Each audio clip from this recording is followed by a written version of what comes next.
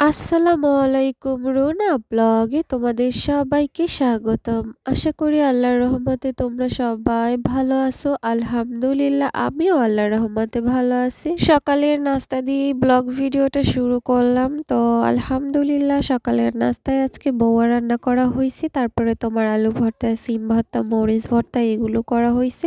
তো আলহামদুলিল্লাহ বউয়াটা অনেক অনেক মজা ছিল। তো আমাদের এলাকায় আমরা এগুলোকে বউয়া বলি। তো তোমরা এই নাস্তাটাকে কে কি বলো অবশ্যই কমেন্ট করে বলবা। তো প্লিজ সবাই না টেনে পুরো ব্লগ ভিডিওটা দেখো, আশা করি তোমাদের সবার খুব ভালো লাগবে। ভিডিওটা ভালো লাগলে লাইক, কমেন্ট অ্যান্ড শেয়ার করতে একদমই ভুলবা না। তো প্লিজ সবাই পুরো ভিডিওটা এনজয় করো।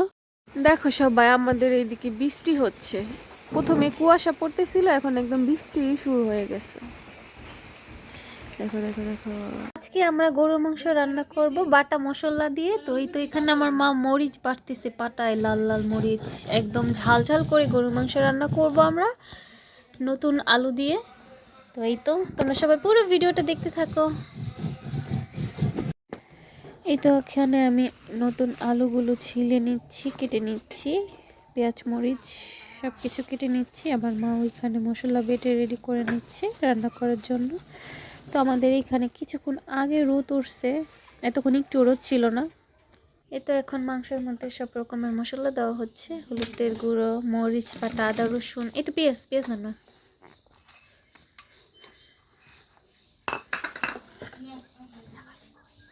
ধরে না ফাঁকি ওই কোটার মধ্যে, ওই যে আপনি পিছনে সবুজ কালারের ওইটায় কাঁচামরিচ গুলো দেওয়া হবে। কাঁচামরিচ দিবেন মা? এগুলো আস্তাগুলো দিবেন। বিসমিল্লাহ।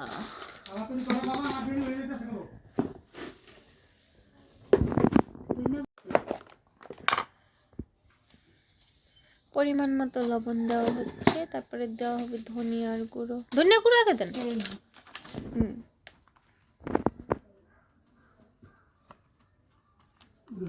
তারপরে তেল দেন। তো পরিমাণ মতো তেল দেওয়া হচ্ছে, অল্প করে তেল দিবেন না, আর একটু লাগবে মনে হয় না। মাই খেলো না আগে, তারপর দেখেন।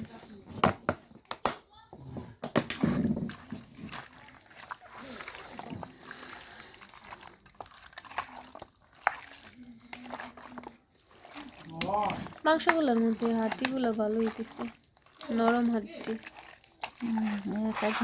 খাইতে দিলে হাড্ডি দেওয়া যায়, কিন্তু মাংস অনেক অল্প না। তাই মাংস অনেক অল্প দিচ্ছে, হাড্ডি বেশি দিয়ে দিচ্ছে। দুই চুলায় রান্না বসিয়ে দেওয়া হয়েছে, এখানে মাটির চুলায় রান্না করতেছি। শীতের দিনে মাটির চুলায় রান্না করতে কিন্তু ভালোই লাগে। তো একসাথে দুই চুলায় রান্না হয়ে যাবে, সব কিছু রেডি করে নিলেই রান্না হয়ে যায় তাড়াতাড়ি। দেখো সবাই, আমাদের ক্ষেতের আগ দিয়ে আমরা জাল দিতেছি। মানে গত বছরের আগগুলো যেগুলো মানে নষ্ট নষ্ট ছিল, সেগুলো শুকিয়ে রান্না করা হয়।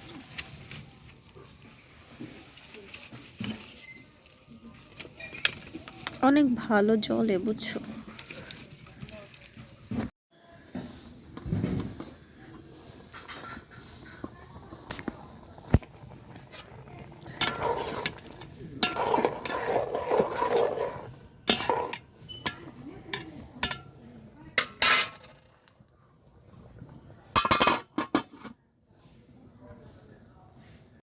এই তো এখানে আমার মা গ্যাসের চুলায় মুরগির রোস্ট বানানোর জন্য মুরগিগুলো ভেজে নিচ্ছে, আর আমি মাটির চুলায় গরুর মাংস রান্না করতেছি।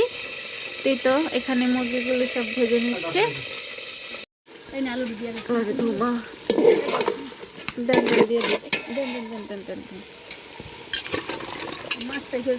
তাড়াতাড়ি আনে, এক চুলা খালি দিতেছে মা।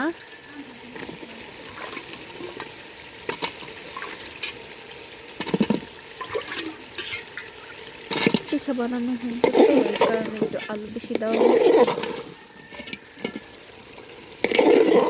আর নতুন আলু ভালোই লাগে বড় মাংসতে দিলে।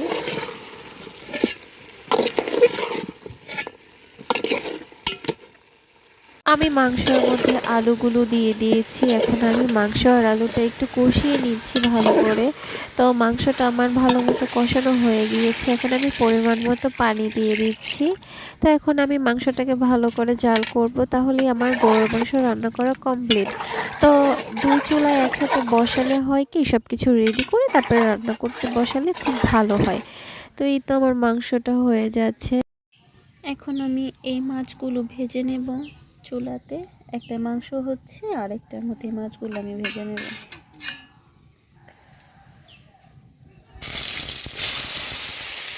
আমি কই মাছগুলো ভালো মতো ভেজে নিচ্ছি। তো আমার কই মাছগুলো ভাজা হয়ে গেলে আমি এরপরে পেঁয়াজগুলো ভালো করে ভেজে নিচ্ছি।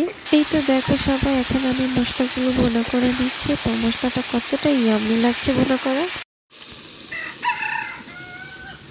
এখন এই মাছগুলো দিয়ে দেবো ভুনার মধ্যে।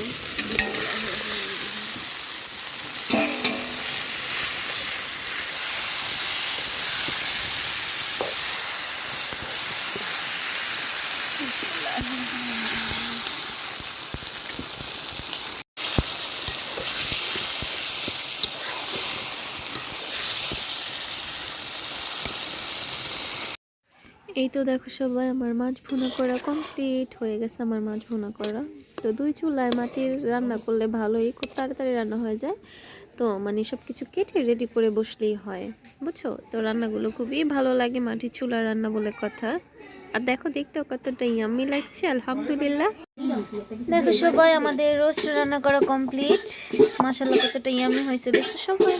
ও এই তো এখানে আমার বোন চিত্রটি পিঠা বানাবে, কিছু রেডি, এখন বানানো হবে।